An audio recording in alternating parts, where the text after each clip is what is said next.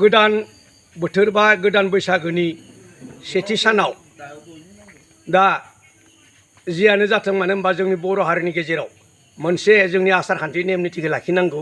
बिनिखायनो आं माबा मोनसे गोसोखांनानै आंनि न'नि बाथौ गुदिनि सेराव दोंसे सिफुंनि देंखो दामनो सानदो, जाहाथे नोंथांमोना माबाफोर गोरोन्थि जायोब्लाबो आंखौ निमाहा होनांगोन।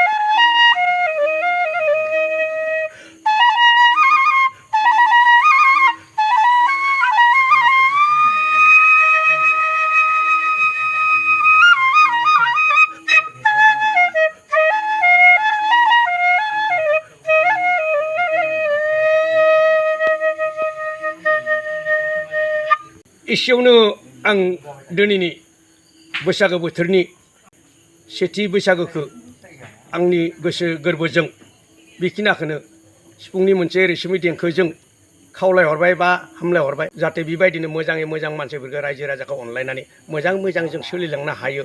बेखौनो आं साबायखर बावहरनानै आंनि दामनायखौ बा एसेयावनो आं दोनथ'बाय आरो गोजोन्थों।